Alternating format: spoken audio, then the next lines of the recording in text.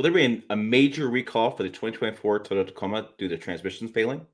Is Toyota building more junk? Hey, it's Tim, Pickup Truck Plus SUV Talk. Let's talk about these issues in this video. We're talking about some report transmission failing. I'm going to talk about some frame issues that came up in a video I watched, and let's get some truth behind the frames. And let's talk about the Chicken Little Skies Falling issue going on YouTube lately and why it's kind of frustrating a lot of journalists like myself. But here, let's go to the story here. It's on nitsa.gov. We have 4 reports of powertrain issues. First one is a gentleman who's emailed another creator who created a video, and it's looking at stuff, and it's like, wow, this really bad issue. So this guy has a 2024 Toyota Tacoma TRD off-road automatic transmission, 2,700 miles, 2 weeks old. The transmission died. The dealership says need to be replaced after being told dealership for a week. It was done at an inspection, and they said we got to get a new one. The problem is they could take 3 months or longer to replace because parts aren't available. And he said he found metal shavings, transmission fluid. Truck's internally shocked. He's frustrated that he has a new truck he can't drive. He's a military guy, and that's a problem because he needs it for has no means to pay for transportation to myself or my family unless I pay out of pocket. He's not getting a loaner, so he's got a couple things going on. Some frustration for sure on a brand new truck. All right, so we have that issue going on, and then we have a couple more reports. One was a guy he experienced it happening one time, concerned by dealer technician, possible transmission issue, hasn't seen it since. One guy shifted in and out of gear, kind of a weird situation, hasn't seen it since. And then there was another one that this guy talked to a dealer, and the dealer said here's these issues, that there is one's failing nationwide. Yeah, that it will be needed transmission, that there were similar issues on new Tacomas across the United States. So there's a lot of, oh my gosh, look at all this transmission issues. If you go on Tacoma World and things, you find a report here and there, and basically I think it's the same guys making the report. So we have about 4 transmissions that are failing. That's the truth. Now we got to look at some odds here of this happening, right? So just last month alone, Tacoma sales were 17,091. Year to date, they have sold 54,000. That's a combination of 2023, 2024. Sales are down 43%, which means nobody's buying this junk. It's terrible. Ugh. You see those videos on YouTube as well as I do. That's just inaccurate information. The Tacoma is rolling out right now, so the limited supply. And as they're building up supply, you have some dealerships will have some more, some will have less. It's just, that's how things happen. Every time we get a new vehicle, it happens time and time again on these numbers. Okay, the video that was sent to me was from this gentleman who talked about some issues he found on the NHTSA report and things, and talked a lot of different things in this video. But one of the things he has a credit is where's neutral. It's this transmission tech who's saying there's all these new transmissions coming in. They're all failing. We have a big problem going on here. And you can see other skies falling videos over here. What's interesting is when you do where's neutral on TikTok, which there is no where's neutral. So reposts, nope. Videos, nope. So where's neutral at where's neutral right here. And then when I type in 2024 Toyota Tacoma transmissions failing, I just see the same videos. Like it's nothing about transmission failing videos. And that guy doesn't seem to exist. So I don't know what's going on with that. But the report doesn't match reality when I go to look for it.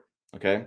So could be a situation where some transmissions are failing? Sure. I mean, it's going to happen. The odds are that someplace going to happen. Who builds transmission? That was my key question. As far as we can tell, ASIN builds transmission. What's interesting is manufacturers don't like to say who supplies the parts. They want to be their brand. Suppliers love to talk about who they're supplying parts to. It's this weird place going on. ASIN is one of the world's largest manufacturers of transmissions. Toyota is one of the largest shareholders. So it makes sense they would use their product, right? That just A and A equals B, that kind of deal. 1 + 1 = 2. But the thing is with ASIN is they're well known. They're one of the world's largest manufacturers of transmissions. They build transmissions for Ram heavy duty trucks. They build them for Ford. They build transmissions for everybody. So could it be that ASIN had a bad batch of parts come out of the factory? Yeah, completely liable. Yeah, completely realistic, right? I mean, it makes sense. At some point, you build so many, you're going to have some odd of failure. It's just going to happen no matter how much you fight that. So I think what we have going on here is we have a couple Toyota Tacoma transmissions that have had a problem. And the biggest beef with this is not the fact that a transmission problem, a little beef on that, is that you have to wait. And this is what happens when you buy a first-year vehicle, is that the parts come out later than when the vehicle launches. So they use every part they can to build as many of the new models as they put out, and then they start building a supply of parts. That's what happens. Now, there's a pro and con to first-year vehicles, and I've talked about this a lot on the channel. As people say, well, you never buy a first year vehicle, huh? That told you so. Told you so. Well, what a ridiculous thing to say. Because if you understand how vehicles come out each year, they're constantly making changes. There's constantly things happening. So engineers go in, they say, I can do that better. I can make that part off. We don't need that part. I can make things better. You have the accountants going in, and the peanut counters are saying that they will go through and they'll find things like, hey, nobody's talking about the sound deadening the cabin. Nobody's talking about the truck being overly quiet. So let's take a little bit of sound deadening off. We'll save ourselves a penny per truck. Or nobody's talking about the cushion on the seat. Nobody says it's having a problem with the comfort in the seat. So let's make the seat a little bit less foamy. Let's take a little foam off the seat. So by the time you get to the last model year of a truck, you're like, oh, the bugs worked out. Well, they took all the bugs out. They literally have made the truck lesser. So if you want to get the best version of the truck, oftentimes you buy first year vehicles. But there is the con to first year vehicles is that you're going to have a few issues here and there. I know I bought first year vehicles of all the major brands, and I'm buying my Ram this year. I can't wait for that one. There's been a small issue here and there, and it's going to happen.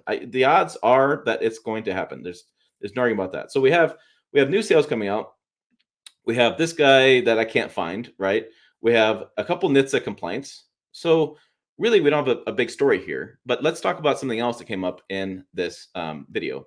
I'm talking about the frame, but I also want to point out this. You guys don't remember the 2020 Toyota Tundra transmission frying was a big issue. Toyota took off the transmission cooler for the 2019 and 2020 Toyota Sequoia and Toyota Tundras. Why? Engineers went in, they decided we didn't need the part, they took the part off, the company makes more money. So that goes to my point about first year vehicles, is by the time you get last model year, sometimes you don't get all the same things you had. So let's talk about this frame. So there's a conversation about this frame and how thin it is. And boy, thin frames are junk, man. These frames are just terrible. And so I'm going to play this video. And by the way, I speed my videos up. So if you think I talk too fast, just go here and slow me down. Easy. All right. So as we come around here, you can see this is a fully boxed frame. So it's going to be right here. You can see it's going to be a fully boxed frame. And then we go over here to the prior generation Tacoma, and we have a C-channel frame. This is at their launch first drive event I was at. This is a C-channel. So you can see a C-channel, it makes it a C. It's open in the inside. Okay, so here's the questions about frames. It always gets people concerned about things. So C-channel feels weak. C, right? So you don't have this extra piece of steel here. So it's weak. Not necessarily. We've been doing C channels for years. There's a bunch of medium duty trucks that have C channels. Fully boxed frame. Oh, I got steel all the way around. That feels great. But what happens with a fully boxed frame when I get water and dirt in there, I mean, corrosion is going to fall apart. It's going to rust. That's a big issue. It can't have that issue. So if we go back to this frame in this video, we're going to go look at the fully boxed frame here in a second. So we come around, and I want to point something out here as we turn right about here. There's holes in this frame. The holes are for a couple reasons. One of them is in the factory, there's hooks. The hook onto the frame that they dip in either paint or wax, whatever they do, they put anti-corrosion on. The holes also serve a purpose of letting water and debris out. That's how they work. There was a gentleman I remember years ago who came to me and he says, oh, look at this cheap frame. Toyota's really being cheap. Look at all these holes in this frame. They can't even get a fully boxed frame that's fully boxed. I'm going to take my welder and some plates of steel. I'm going to weld in these holes. Wow. What a colossal mistake.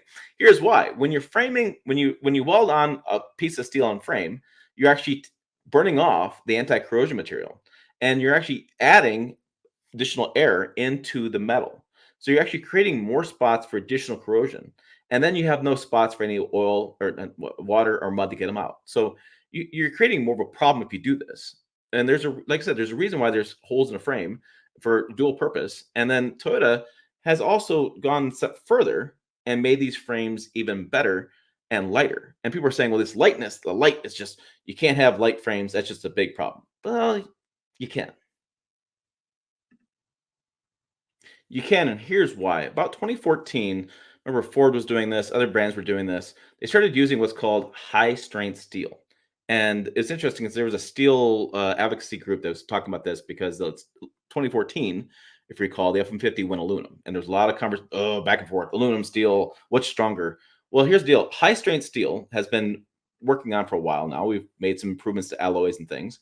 It has a tensile strength of about 2,000 Newton meters.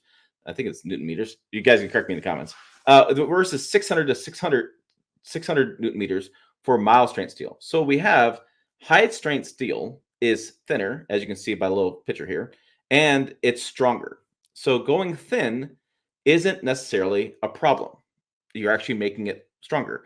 And when you do that, when you're able to go with a lighter frame, you can actually improve your overall rigidity. So here in the case of the Toyota Tundra, Frank Marcus talked about this with Motor Trend. I was actually at the same event with him, and we're looking at this stuff. It's really interesting. Is that the Tundra with the new frame welding, which I'm going to assume they've done some similar stuff with the Tacoma, boasts 20% better chassis rigidity and trims the weight by 10%, harnesses the power of lasers. And here's why they've been able to do this. So we'll go down, and Toyota claims is a new here is its use of lasers to perform welds on different thickness, and they're able to reinforce the different pieces of the frame even when it's turning, not straight welding, and to perform on complex curves. This reduces the degree, it makes things thicker. You increase the rigidity of the frame in those spots. Now you look at little chalk lines. I'll show you the photo here in a minute, but most of the frame measures just shy of 3 millimeters thick, which is fine, high strength steel. And the thicker metal of 4 to 5 millimeters thick, positioned primarily at stress concentration points. Basically located when a cross member intersects with the side rails where the rails have a bend and a curve. And so they've been able to make this frame in the Tundra stronger. And here you can see the white lines are where the laser is welding onto the frame. And so in spots of where you want a thicker frame, right? So where the housing for the axle is, or you're putting the body panels together, these spots where the cabin sits, you want to have higher strength in those spots, more rigidity. You're able to do that by making it a little bit thicker with a high strength steel, which is lighter and thinner than the mild strength steel. And you're able to do that with robots who create a better laser weld. And that laser weld, when you get it all done and dip this thing in anti-corrosion, will last longer. They won't have the frame rusting issues they did in years past. And so you have a situation where you have new technology with new material that's making a thicker frame, but you have old school thinking that doesn't keep up with the changes happening throughout the automotive industry. So high strength steel is fine, right? Transmissions been about Azens for years. The other thing about transmissions people keep getting wrong is you keep freaking out when transmissions get above 200 some degrees, 210, 220. Oh my God, it's running too hot. It's going to destroy the transmission. It's going to fry it, which is what the reader had in 2020. And the reason why Toyota was able to take away the transmission cooler back in 2019, 2020 is that the advancement of synthetic transmission fluids that can handle higher temperatures.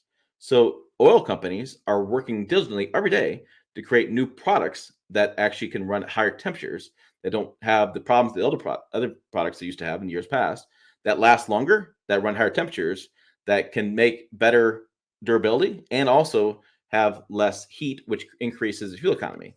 So oil companies are working on this. They want these things come out. I'm actually going to interview Valvoline later on next week, talk about this stuff. Shell's working on it. They're working on ways to make vehicles better. Toyota works with these guys in partnership. They go to the lab. We talk about things. They put the synthetic oils in their engines. They run them until they try to break them. They run them for days, running red hot, trying to get these breaking down. So you have this change happening that, the days of change your transmission oils all the time, but still a lot of mechanics out there that will always disagree with me because I've been doing it for years. That's kind of gone away. Transmissions are sealed these days because the fluid doesn't need to be changed that often because of the new improvements in transmission fluids. If you go to the auto parts store, flip around the label, read it, you'll see that they can deal with higher temperatures. That's what they're doing. So that's why that change is happening. And so we learned that we probably got a few parts from that Asian that may have gone bad. It always happens every model year, and the thing is, like, this transmission going bad in 2024, it's not a design flaw, 2024 model. That transmission has been used for years. And you know what? Somebody in 2026 could have a transmission problem happening. They could. Would it make a big video? No, because they'd have the parts there, order the parts in within a week, transmissions changed, done. Powertrain warranty exists for a reason. Customers taken care of, not a big deal. But we have this chicken sky is falling thing happening on YouTube. And my frustration with it, and I'll end on this note, is that it's funny for a lot of viewers out there who've gotten so involved in this stuff that if I don't talk about it, I'm somehow biased. This gentleman who talked about TRD John didn't talk about the Tundra engine problem for a week. He was driving cross country. He didn't have a chance to talk about it. He had another video scheduled. I have a life too. Like, just because we don't talk about it doesn't mean it's not a problem. And sometimes I don't want to give something like this a whole lot of airtime and make this echo chamber worse for a couple of people having a problem that sucks for them. It's a crap situation. I get it. But let's calm down, guys, and realize it's not a Toyota building junk issue. It's just a supplier issue. It happens to all the brands, and this is not the world is going to end. Off my soapbox. For more, check out the videos over here. Website down below as well. Pickuptrucktalk.com. As always, thanks for watching. I will see you down the road.